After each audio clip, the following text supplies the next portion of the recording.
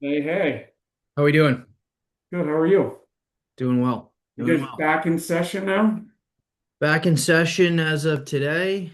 Kids got back on campus throughout yesterday. Lacrosse team's been here for a few days doing their thing, and yeah, prepping Nice. for the revisit days and all that madness.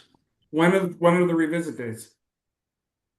Next Tuesday, Friday, Tuesday, so 31st, April 3rd, and April 7th. All right. That's good. Yeah, always Yeah. exciting, those revisit days. A lot of work, though. A lot of work into them, but definitely fun. I think I even remember like as a kid, they're pretty energizing to be around, even for the current students here. I think they get excited and jazzed up to show off our campus.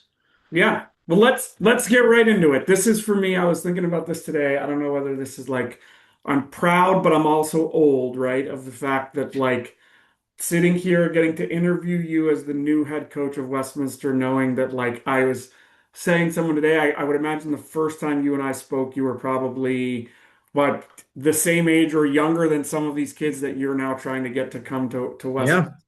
Yeah. Yeah, I Yeah. think I was 15 or 16. I remember you interviewed me at Berkshire, Yeah. up in your upstairs office there. Yeah. Um, and then was lucky enough, obviously, to work with you in the rink a little bit more that year, Yeah. that first year. But yeah, small So world and funny how it all works. what what was your path to boarding school, right? Because your brother went, right? Did he go, but he went before you.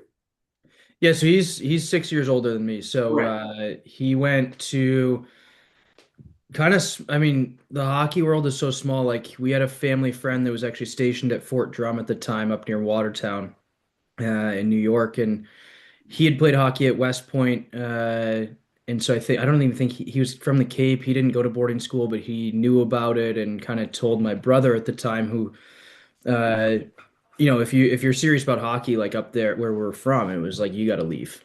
Um, Right.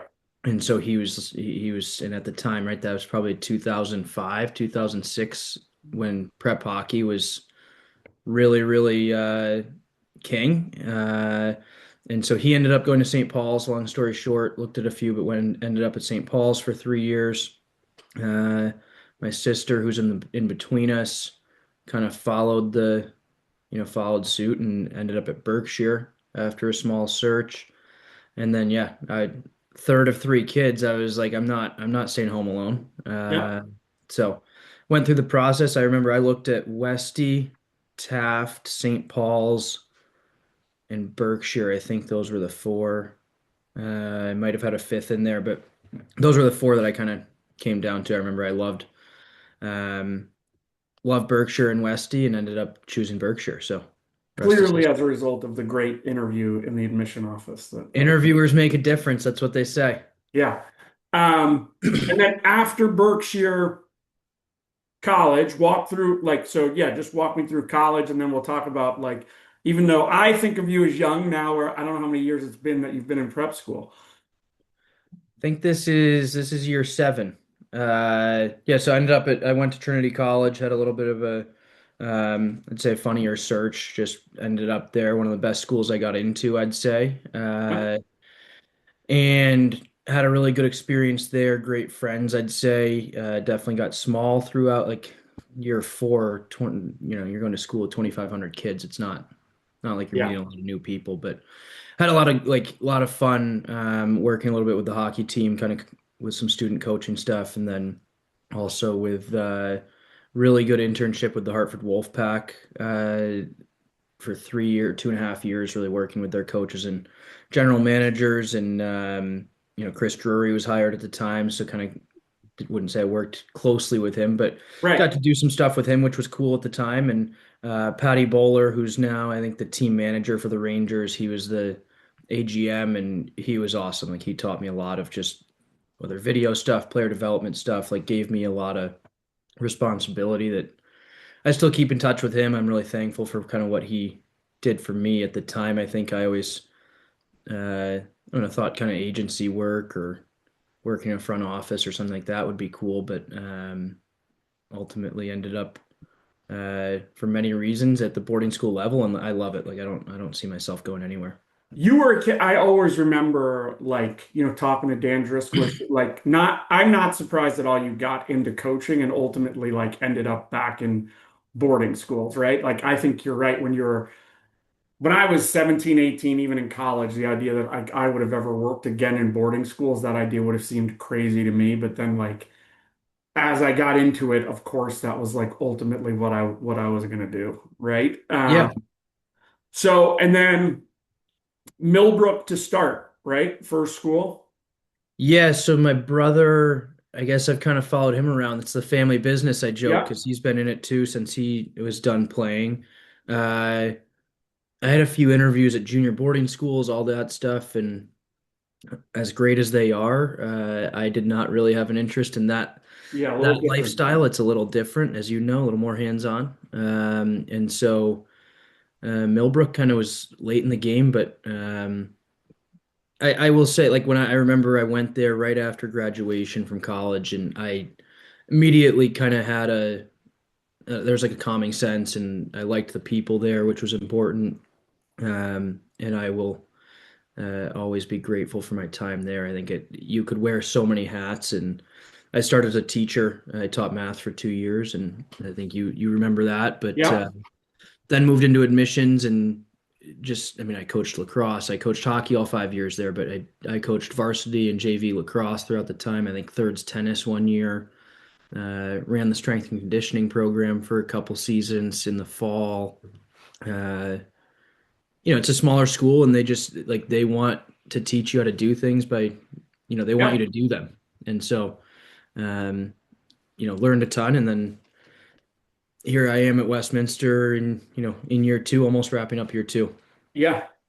Yeah, no, I remember when we first, like, when you got to Millbrook and first started talking again, like one of those things where didn't surprise me at all that you ended up in admissions, right? Like, I think that's something that, for you suits what you do. And I agree, like, Millbrook's a place, as we've talked about, like, I love that place. I think the opportunity it gives faculty and kids is awesome.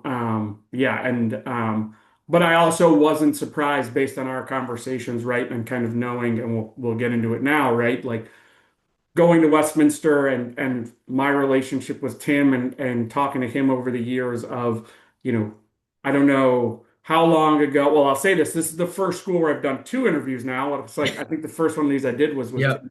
Even when we did that, I remember talking to him before of him being like, hey, I don't know how much longer I'm going to continue to coach, right? Like I think he's taken on some roles now as the not only the AD but the president of NEPSAC, right? And I could sense from him that like he had an end in sight to the coaching part, so it wasn't surprising to me at all when they hired you that we're at the point we're at now, right, where Tim has stepped away and like now you're taking over the program. How much of that did you like?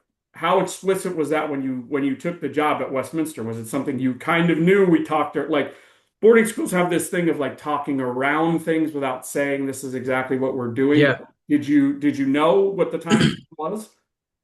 Yes and no. I think I actually remember a conversation with you at the time going through the process, and I was looking to not, I won't go into the full story, but my now fiance and I were 4 hours apart at separate schools, and so that was a large part. Honestly, Yeah, was the opportunity here was trying to get closer together, if not at the same place, which we are now.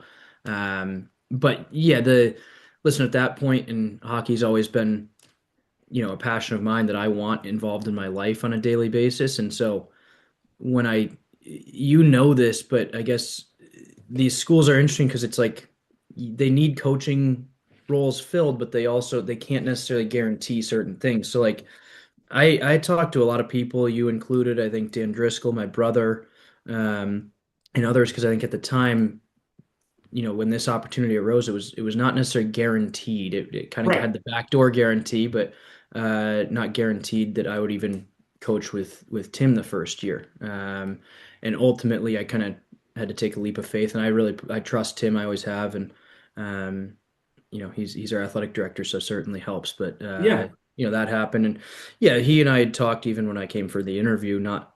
there was no set timeline. There hasn't been no set timeline, but he certainly, this he wrapped up 18 years this year, and I think that's been on his mind of, who's going to be able to do this, or who do I trust, kind of in his words, to take this over. So, no explicit timeline, no explicit plan, but I think he and I had talked right from day one of this really being likely the steps moving forward.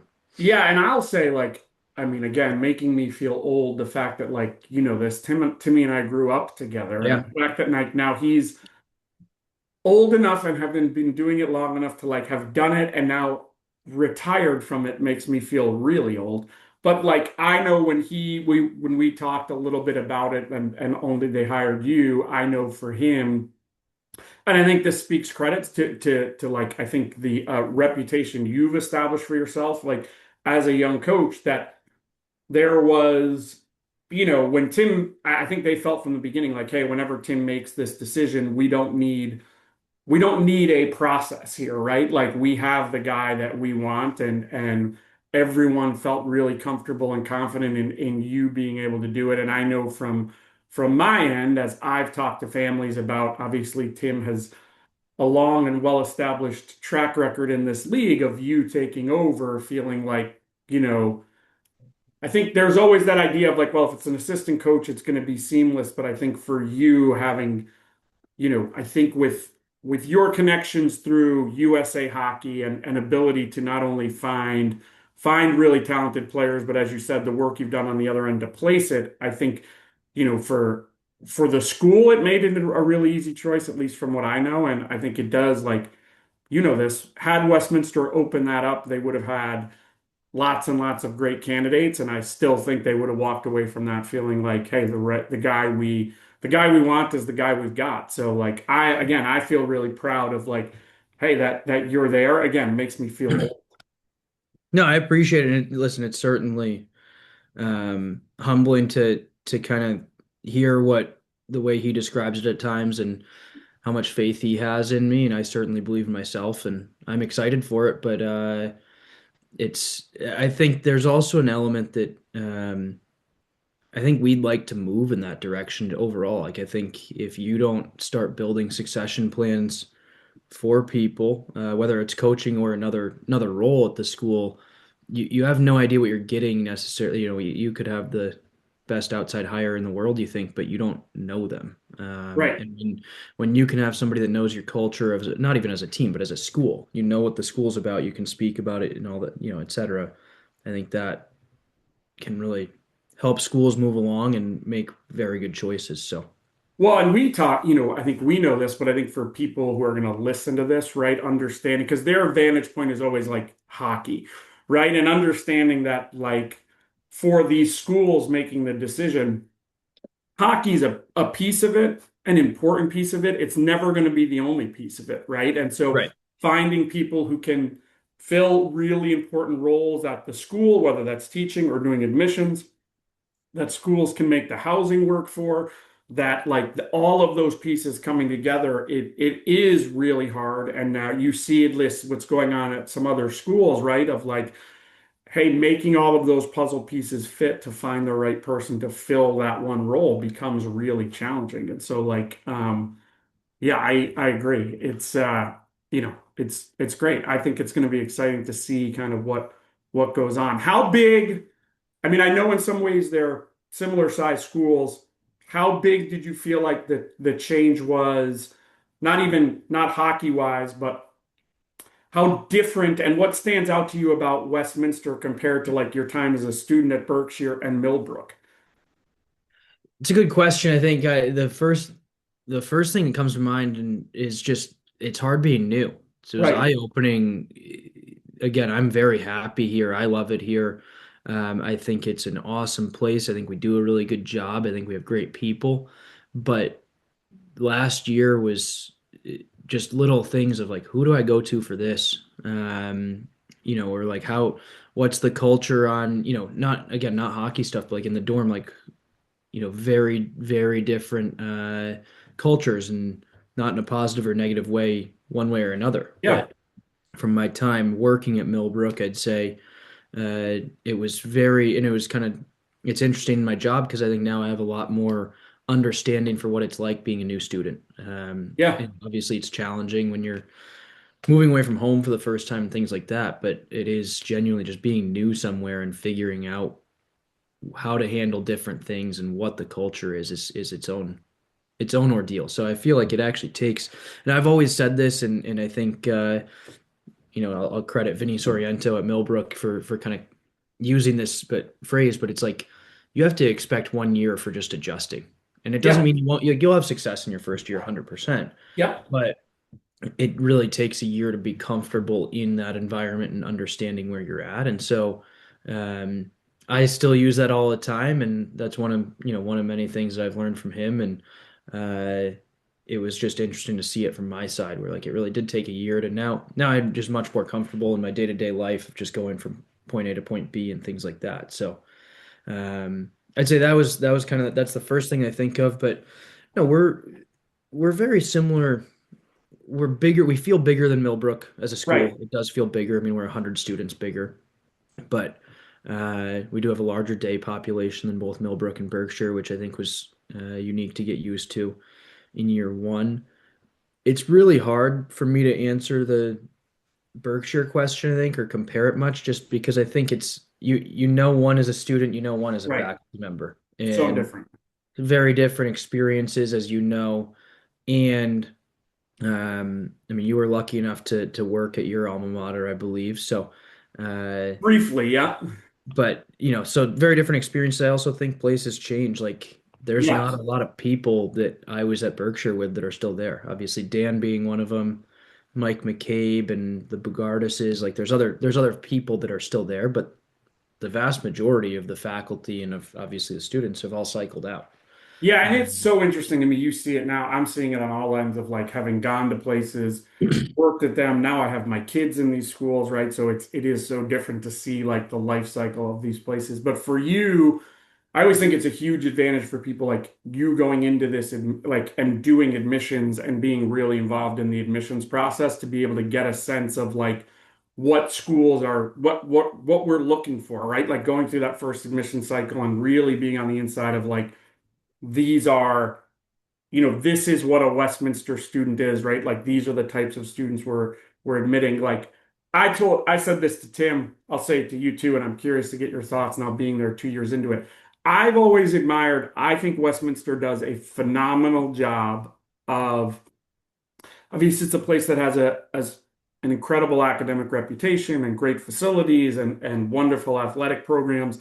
But I also think it's a place that I know in the conversations you and I have had, not just about hockey players who are applying, but applicants in general, really focusing on that idea of is this a Westie kid, right? Like, is this a student who can be successful here, who's going to contribute to the community in lots of different ways and be involved, right? And I think that's really hard, right? Because we're with you guys, it could be really easy to just say like, well, hey, we're going to just take kids who have this GPA or yeah. all taking these courses. But I've always admired in a way like how thoughtful the school is about maintaining that culture of the place. So what's that been like? Because like I would be curious. I only get the outside of those conversations after I've had a kid apply. But for you in those meetings, like what is it you guys are looking for in students? Yeah, I mean, really quickly, my point I was getting to about Berkshire changing, and it's not, I think there's bones of each school that are the same, but people make the place. And I talk Yes. about that here all the time, to your point of, I do think we get a very unique, kind of special type of kid.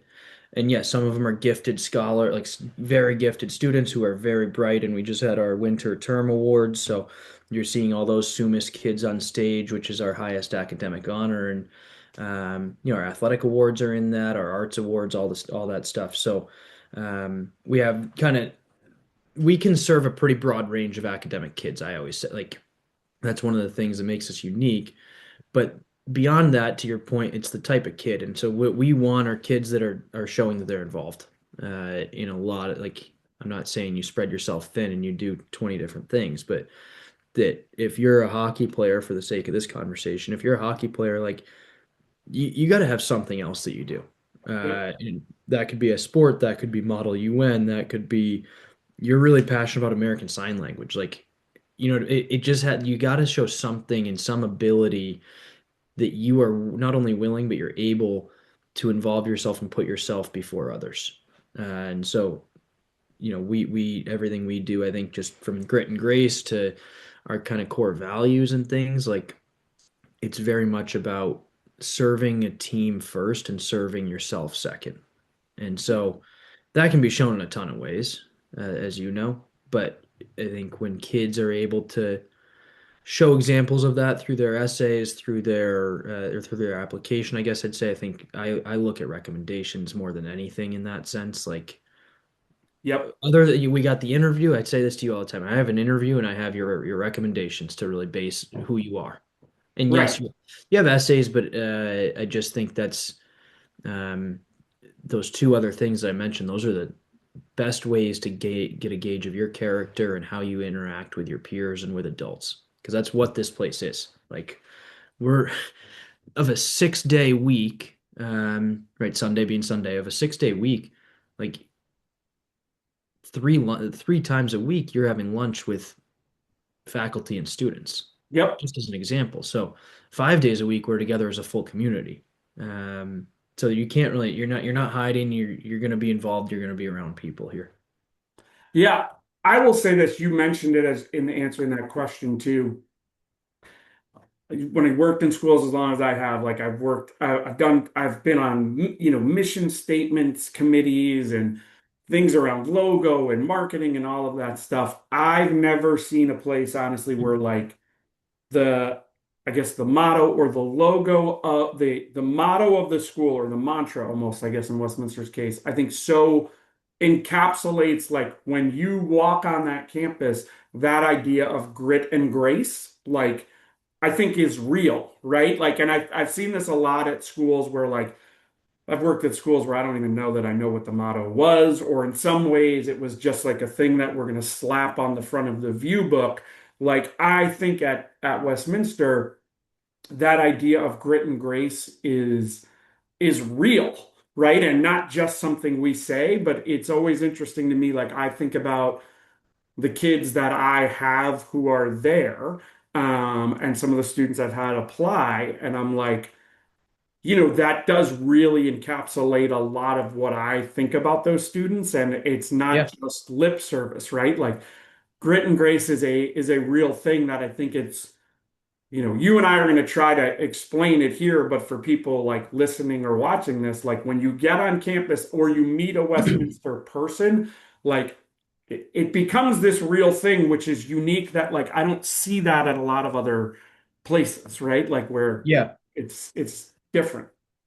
Yeah, I would say both schools I've worked at kind of have had a phrase that is a little bit easier or catchy, however you want to say it, that does resonate a little bit. But at least here I'll speak like that's not why I chose to work here, but it's Right. certainly I actually it's one I believe in. Like it Yeah. really is. And grit and grace, I always say it's kind of like I often actually ask kids whether to define it or put it in your own words and kind of when's the time you showed it or something like that during an interview. And you get all sorts of answers, but the way I kind of if I were asked that question, I'd kind of define it as like, work hard and be humble. Yep. Uh, Work hard and be kind. Like we demand and really, quite frankly, keep our kids really there's a high standard that they're set to, and they're going to be held accountable to it, whether that's in the dorm, like if you've got 5 pairs of shoes outside your door, like in the hallway, like you're going to take care of that. And those details matter to us. We've started kind of a cell phone policy over the last couple of years here for the academic day, and that's something that um, we care about, and we're going to make sure that that detail is executed. And so there's this element of working hard, but working hard at kind of the fundamentals, which I think is grit, right? It's like holding the door open for somebody. Um, I always say to our guys, like, be obsessed with doing the small things right. Uh, Yep.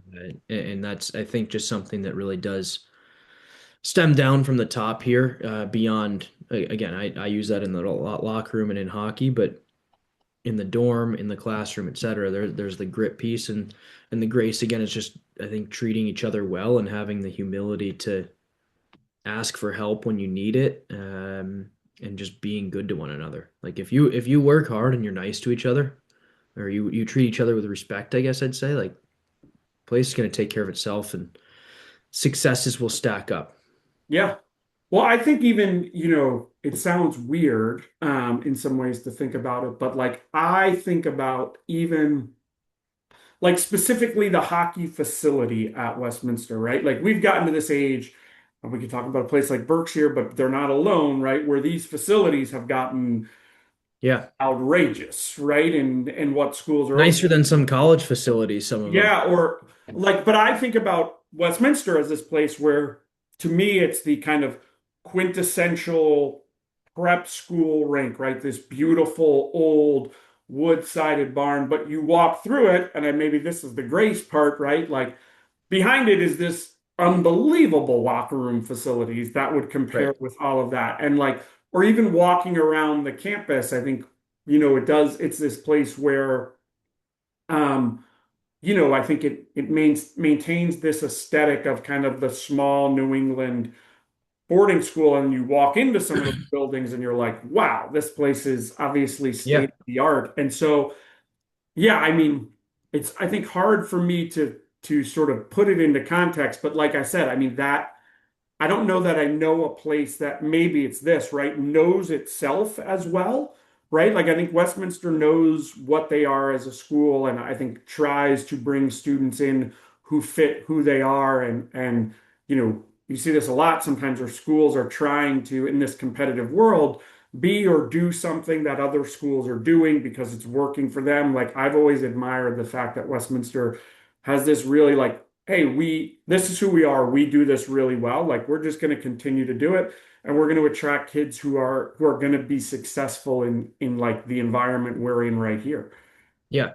No, 100%. I think again, we're very honest with ourselves. I think we're in an interesting place physically and just league, I think, too, in that sense, because you have to know yourself well when you're competing with, we have Loomis across the river, 20 minutes, 20-minute drive, which is they're in the 10 schools and Yep, also the Founders League. And you got Avon down the road, which is a really fun rivalry. I'll say that. I don't know. Have you ever been to a game, one of those games? Because we got to get you down to one of those games if you I have. know. I don't. I mean, no, I don't know that I've ever, other than like, I feel like at some point in my time, like I saw Avon and Westminster play in the tournament, but never during the regular season. It's incredible. Yeah, Not to I get bet. sidetracked, but we play them on a Monday and then the following Wednesday. So it's like bang bang the two Yeah, games. But the Monday night game is um this year it was at our rink. Next year it rotates, so it'll be away. But whoever's away brings fan buses. The town, like just people from town are there. It's packed. It's I'm unbelievable. sure. And but anyways, we're in this place where we compete with right those two schools, which are very different. Then we're also competing with Choate and Taft, two other 10 schools, right? And so like it's kind of like if you just try to do what they're doing, you're not going to be successful. So you have to be very defined in who you are and what you're looking for, Yeah, as we already discussed. So that even goes from a hockey perspective, I think, in or any sport really, because if you're going to be successful, right, you want to target, you know, kids and families that value the place, but also that fit how we identify ourselves. yeah, yeah. And I mean, good transition to hockey. Like I think, yeah, I mean Westminster to me, growing up as a Connecticut kid, right? Like as you mentioned, one of those kind of storied Connecticut hockey programs. And I know like whatever over the last 20 years that Tim has done this and taking over for, you know, it's pretty crazy too. Like I think about the fact of I Westminster was one of two schools I looked at when I was going to boarding schools. Tom Earl was the coach Yep. there. I almost went to Westminster because I so admired Tom Earl. He stepped away, and so that was 1994, 95 when I was looking at boarding schools. And since then, there's only been one other coach, Right. right? Like Tim took over and like has been there since and done an amazing job. but yeah, I mean, in recent, at least in your 2 years there, last season, so that this was whatever, 25, 26, but 24, 25, you guys went on kind of an epic run there towards the end Yeah, of the season to get into the playoffs. So talk about what that felt like in your first year, because I remember you and I talking, and I talked to Tim in December and early January, and it was like, wasn't looking good. hey, I don't know, we got to get it figured out. And then all of a sudden, I remember talking to you guys and a couple of the kids I had on that team where it was like, I don't know, an 8 or 9 game win streak or something crazy there down the Yeah. stretch to get into the playoffs, and then another unbelievable run through there.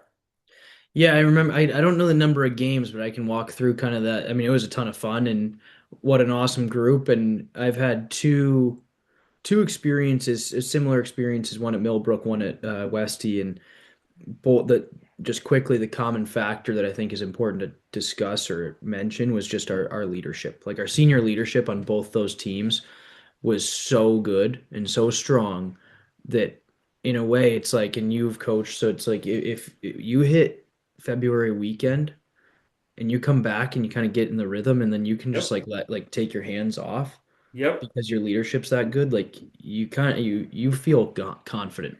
Yep. And so for us, I would just regret not mentioning those two, the two captains, but the senior class last year, I think especially. And I've always been a believer you're kind of as good as the seniors are, right? So like in that sense. And so yeah, last year I think we were 1-2 going into the Floodmar tournament, which is very tough. Like you could go Yep. there's been a year I think, if not more than one year, that Tim's teams have gone 0-4 at Floodmar and made the Elite Eight.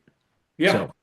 So um, we go 2-2 at Floodmar, so we're still like hovering right around 500, and then just kind of shot ourselves in the foot a little bit. It felt like, I know, like for me anyways, it was a little frustrating there in early January, and you're getting through it, and like you get, I think we beat Loomis one of the games, it's somewhere in there, but it's like you're just never getting rolling, and you got a week where we go like Monday is Avon, we played Deerfield on Wednesday, they were humming last year, and then Kent on Saturday maybe. And so you're just like looking down the gauntlet and you're not, Yeah. for me, I'm like, no, I don't No have easy high game. hopes. And I will say Tim's great. And I've learned this from him. It's like, especially seeing both years that I've been here, like you just survive. You got to survive a little bit through times. And Mhm. if you can just hang around, you can certainly make a run. Cause I remember that we lost to Avon in a really, I think it was 6-2 at their place that Monday night game, but it was like much closer game than that. Yep. We actually loved how we played. And then Wednesday we go in, we play a tough one at Deerfield and maybe I don't remember the score. I think 4-1 if I recall correctly. Um, and then Saturday we went into Kent and got a win. And that was kind of the start of it. Yeah. I Get know it that. going. Yeah, we beat Williston the next Monday, then beat Avon the day after that, Wednesday before break, and went into break feeling pretty good and came back and just kept it rolling. Stacked up a couple other, beat Salisbury in overtime at home. Tied Hotchkiss, they're always a tough opponent. Yep. So I think we had two losses rest of the year, anyways. After that Kent game, it was Berkshire. We lost a tough one too, and then Deerfield got us again, who was they were an Elite Eight team, very good. And anyways, we ended up sneaking in, beat Bell Hill twice, once in the regular season, and then once in playoffs to get to the final game. Yeah. Um, yeah, no, also I think I always say that too. We talked about, like you mentioned this earlier, that idea of like taking a year to adjust. I think what's so hard for players, and we've talked about this, right? Like you've got some really good players coming into Westminster, right? And prep hockey who have played really high level AAA hockey, or you name it, they're Yep. coming in. But for them, that adjustment of like, hey, we're gonna play a smaller schedule, but like we cannot afford to lose 10 Right. games here, right? Like, and we can't have a bad week, right? We can have some ups and downs. And that the competitiveness that I think exists in prep hockey, that transition for players can be really hard. And, I think for them, I often talk to kids or parents after their first season of like, hey, he's exhausted. He played half as many Yep. games as they played when he played, U16 and he's exhausted and like just physically and mentally the grind to get through it's a lot. It is. And it's again back to that point of like it takes a year. Yeah.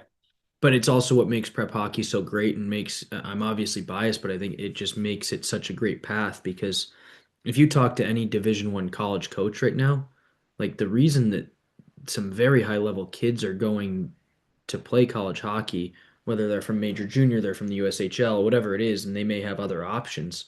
Um, the amount of time that they have to develop and actually work on their craft and kind of hone in through practices, and you're still getting your competitive games, but you have much more practice touches and Yep. time, which when you hit, I think, yeah, as a young kid, does it matter as much? No. But certainly when you're 14, you start hitting 15 and certainly 16, like practice is much more important than playing 75 games. Yep.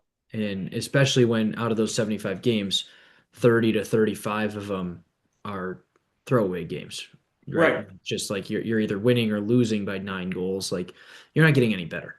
And so I think that's what I'm really passionate about here and kind of how we run things at Westminster. And that starts in the fall season with how we do that. Even though, as you know, as a lot of people know, like I'm not coaching that team, but, So you know, what, yeah, we, what will your fall do? Will you guys play split season or will you do the fall prep league? We do, it's called CEM. So we Mhm. do a prep league with, it's a 6 school league right now. I think it'll continue to grow because I think this is the future right now. And so it's us, Deerfield, Salisbury, Taft, Gunnery, and Canterbury. Those are the six kind of full-time schools in it, and then we'll play NMH. We'll play NMH in it. Yep. We go up. There's the Lakes region or northern, I guess I'd say northern New England kind of prep league out of Salem. Uh, so a lot of the Lakes region schools, I think Govs is in that, Brooks has been in it, etc. And so we'll do a crossover weekend with them. We're actually doing a Labor Day showcase this year. So just allows us to play as a team, obviously. First and foremost, we get 20 games in for from September to the start of our season. And it's funny, last year was the first year we did it, and our guys loved it. And certainly the on ice is good and things like that. This is for games. I'll get to the Yeah. practice in a minute, but it's similar to the summer camp we do, which I can talk about. But the thing Yeah. that guys liked the most was the fact that they're on a bus together. Right. So like they're actually spending time together as opposed to back when we would do split season. You're carpooling, you may be carpooling with one or two guys, but it's just much more individualistic. 3 guys might be playing for Yale, three Yep. are for uh, Nor'easter, and 3 are playing for Mid-Fairfield, and then your 16s are playing on a different team than your 18s. And so like just the lack of continuity and lack of chemistry formed.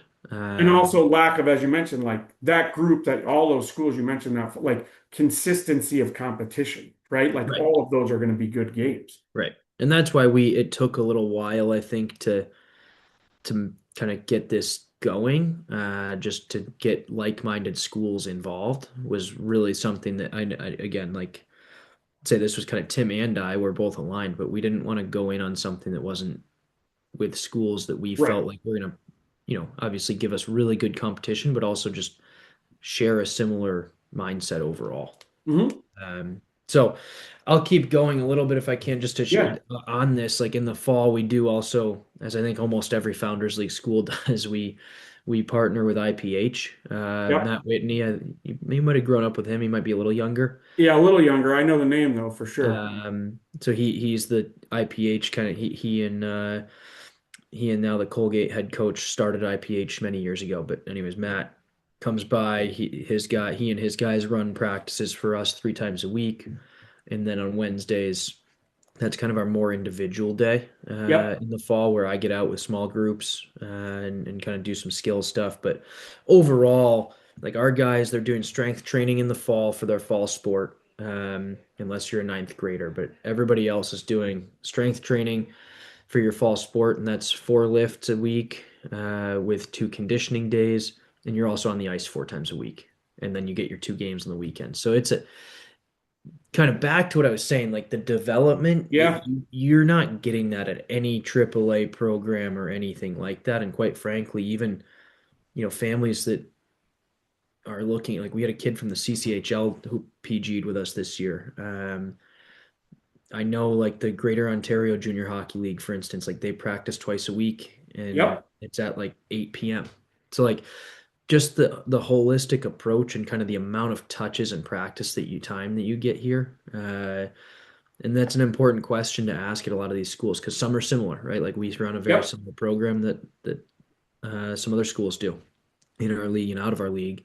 But there's also schools that might not, they might not have the ability to have on-campus ice. They might not have other things set in place as much, or they just might operate differently. So it's an important question for people listening, I think, to just ask those and be open-minded too, because just because one school does one thing doesn't mean it's better than the other. Again, I Well, and believe in I loving people, agree but too. There's this been, I think what's evolved with the various incarnations of these fall prep leagues, right? And as you mentioned, there's a few of them are so great for kids and not, I think, to parents, not getting this notion of like, well, I have to play for a team that's quote unquote national bound, right? Like always, I wrestle with that one a lot too with my families of like that comes up of like, well, we want them to be play for a national bound team. And when I respond with like, why?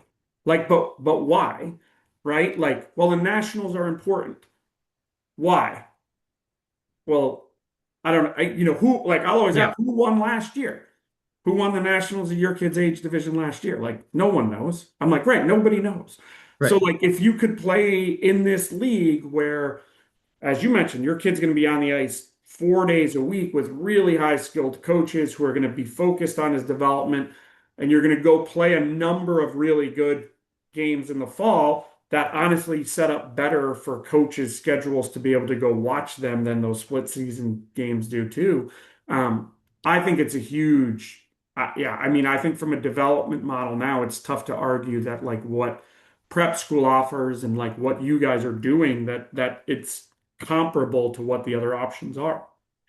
Yeah, I think there's unfortunately, and again, I know I'm biased, but there's certainly a misconception or somehow it's gotten out that playing for a national bound team or playing at nationals is going to get you a commitment, Right. get you this exposure.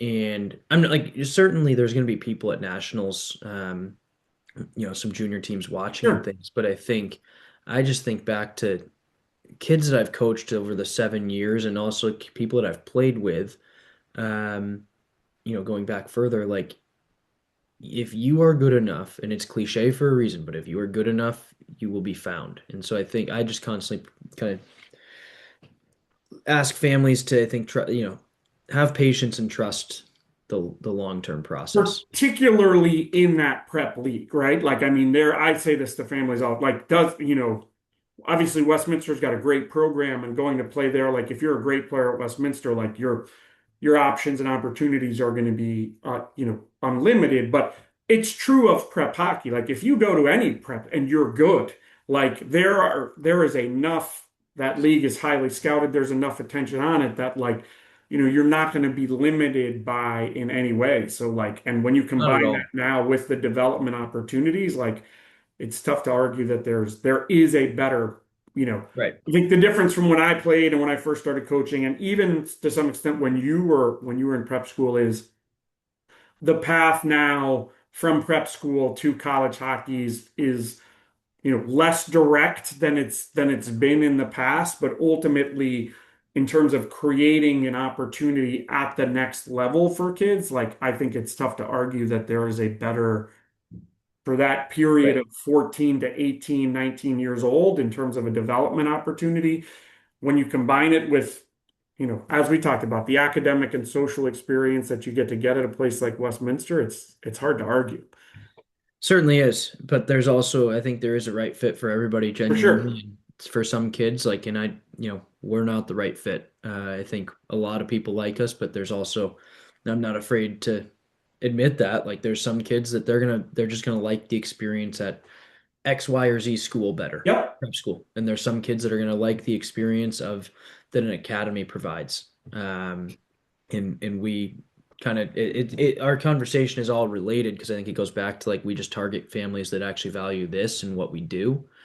Um, but yeah, just to the split season thing, I think it's just interesting to see how rushed people are and how much getting to the next level as soon as possible is what really is on some people's minds. And when in reality, like the people that go at the right time, and I'm not, there's no way of knowing, right? Like, do I go to junior hockey? Do I go play the USHL or major junior or whatever, BCHL? Like, do I go at age 17? I don't know. For somebody, that might be the right move.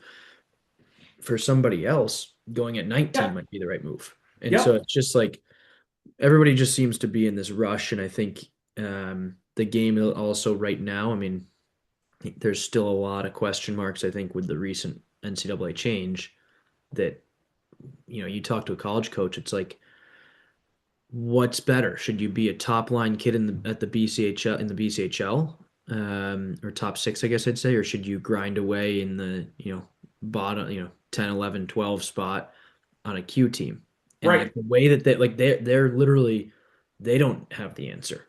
Yep. And so it's just like, I think it's a good time to be patient, and I'm a believer you go where you can play a lot, but you don't want to be the best person in the league.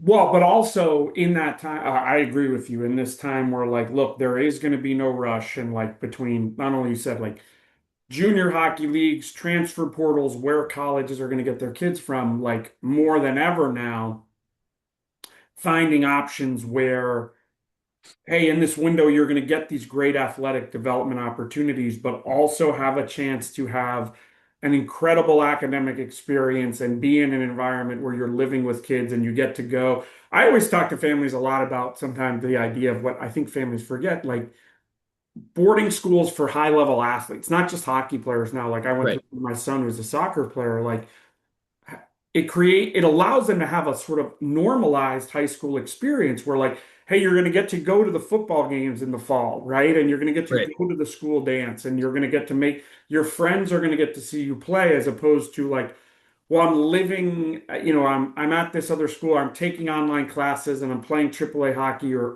all of those things where like the aspects of that experience are gone. And speaking specifically about Westminster, like I think it's a place that I know you value so much of that, like the academic experience the kids are going to have and the social experience as part of the overall educational yeah, experience that it provides. Like, I don't know where else kids can get that. To your point, like, doesn't mean like Westminster is certainly not the right place for every kid. And part of that, honestly, is going to be like academically, it's got it like, yeah, you've got to be able to do the work there. But the experience overall, for me, it's tough to imagine a better one for kids in that.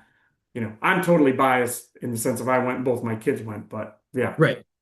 No, I mean, I'm in the same boat. I'm biased. My family is a product of the environment, and I got more out of it than my college experience. I can tell you, like, I me certainly too. both serve a role, but like when I Yep. look at my life skills and kind of obviously what I do, I got more out of my boarding school experience than that. And um, again, it genuinely is a path where you have to do your research. You have to kind of know what you're getting into.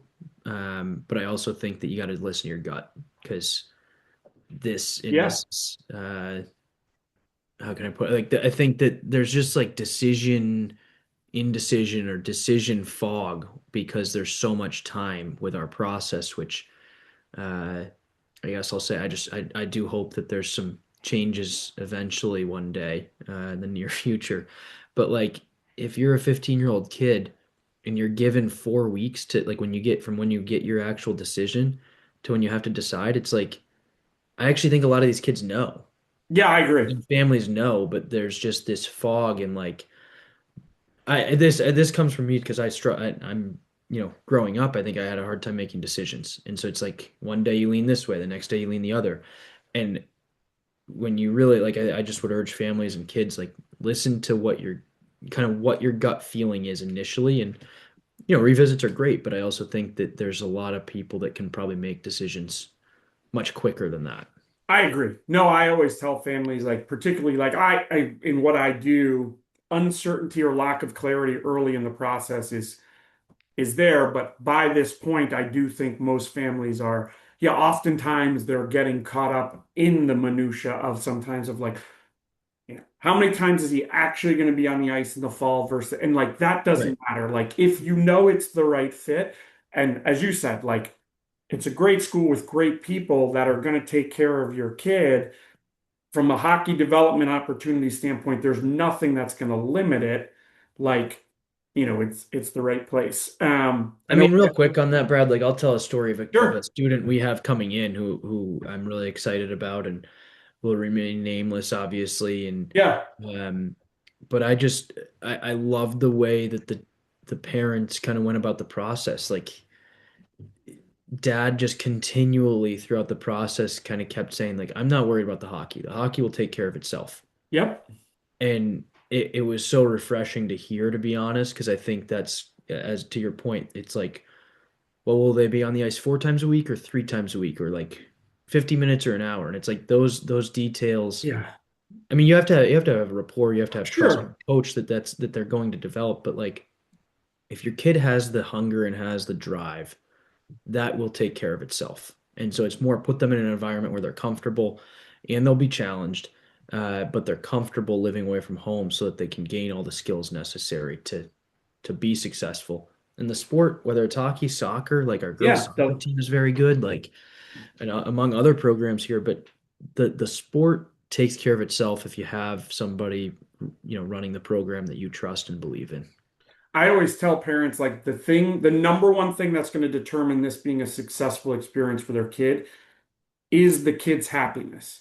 Right. And %1,000%. the only way they're going to be happy is like we have to find a place that's the right fit for them academically, socially, and athletically. And no one of those things can be more important or less important than the other, Right. right? So like we have to get that. But I think for me, it's always trying to reframe that for parents of like, look, if he or she is going to be happy at this place, they're going to find success and they're going to have opportunities. Sacrificing that because you think, well, maybe he's going to get more ice time here in any way, but he might not be as happy. Trust me, that's going to go sideways on you so fast, Right. like, and ultimately not work. All right, I know we're getting up against it and I'm eating into your day, but tell me a little bit about like, yeah, heading into your first season as a head coach. How's your squad looking? How are you feeling about Yeah, I feel good. I think we graduated. Part of the reason uh, we decided on this year being the year is we graduate 16 seniors. So it? Yep. Tim and I wanted the transition to be as successful as possible. I was managing a lot of the recruiting anyways at this point, and we felt comfortable making that announcement. And kind of quite frankly, it's like we got 16 guys leaving, so let's just like that's a heavy Yeah. year, so like let's just make the change now. And so from that side, I think I feel very good. I think anytime that you have 10 returning players, like there's going to be some ups and downs and you're going to Yep. rely on your returners, but we really like the incoming guys that have signed up right now. And um a lot of kids that quite frankly that fit who we are as a school, and that was very important to me, as we've kind of highlighted, so I won't go on that much longer. But um I think this year will certainly also be a learning year for a lot of people because as we've already said, it takes a year to adjust. So whether you're a post grad or you're a repeat 10th grader or a repeat ninth grader, like you kind of got to plan on that year. And you're gonna need to ride. You're gonna have a 3 game streak where you're lights out and you're on a point streak and things like that, and then you're gonna have a 3 game streak where it's like you're fighting it and you just can't get anything going. Yeah. And I think the big emphasis for us this year will just be kind of maintaining or increasing momentum as we go and Yep. getting like we want to build. So I don't want to be uber focused. Obviously, I want to win. I hate losing, and our guys do too. But at the end of the day, it's like how we play game one. Like we should be a different team by game four. Yep. And then we should be a different team by game eight, and just kind of incrementally building so that uh, whatever the record is at the end of the day on February 25th, like when we're playing our last two games, those better be our best two games. Yeah. Well, and to your point, we go going back to that of like you're right of the ebbs and flows, particularly when you're bringing in a lot of new guys. That's where I just mentioned this to a parent earlier today. Like that's where you've got to make sure that like, hey, I just had a really terrible day at the rink. Like I didn't play very well. We lost. I didn't get to play very much, right? Like I didn't get to Right, play very much but I'm going back to my dorm. And while I know I need to work on the hockey, like I'm really happy here. Like I right, know I made the right choice, and like the people here, and like I will say this, you know me. I've had a lot of kids in the last couple of years look at Westminster. I've had a lot of kids who are at Westminster, um, and there's a lot of magic about the place, but I think it is the people who are there. I will say this, like I have inevitably gotten phone calls from kids and parents that have said like, hey, there's the ups and downs around the hockey piece of it, which are right. unavoidable, as we said. Um, I've never had a kid who's gone there who's questioned like whether or not this was the right place for them to be, Yeah, right? Like it's, that part has never been in question. And I do think there's that idea of what you guys do in selecting kids who are going to be admitted, but I think also as kids learn it, like, um, that part of it is to me it's almost impossible to do what like in as I think about just the numbers, how often I hear that about Westminster. yeah. I mean, I think it's a testament to our admissions office, which I'm in, so Yeah, that's a nice pat on the back. But no, I really do. I think there's certain things that we look for, and again, it's the involvement piece. It's wanting to spend time together, and at the end of the day, back to that 24-25 team. I say to families all the time, the senior leadership I mentioned, like all that, the reason we're successful is because the kids loved it here. yeah, So when we were I mean, there was a time, right? Like we lost, I don't know how many in a row. We probably are on a 5 game losing streak at one point. Like, and they're not like they're still happy. right, You're obviously frustrated right, and you're unhappy with the results and things like that. But when you're at the rink, guys are hooting and hollering and like still finding a way to have fun because they do love it here. So yeah, it's the most important piece of the whole process. yeah. Um, awesome, man. Well, that was an hour. That was great. There you go. Hey, it sounds weird, but I'm proud of you. I'm thrilled for you. I think this is going to be great. I got a lot of great kids, so I'm going to come out and watch some games, and I'm sure we'll see each other at a rink here very shortly. Yeah. Yeah, Probably I'll probably talking see on the you phone. I always see you over the summer at some different things. So hopefully I'll see you down in Florida in May. I'll be there. Yeah, I'll be But there. no, I appreciate that and obviously our relationship and you're a great resource for families, so I appreciate what you're doing and keep it coming. So Thanks, keep doing buddy. what you're doing and thanks for the time. All right, we'll talk again soon. All right, see ya. Yeah.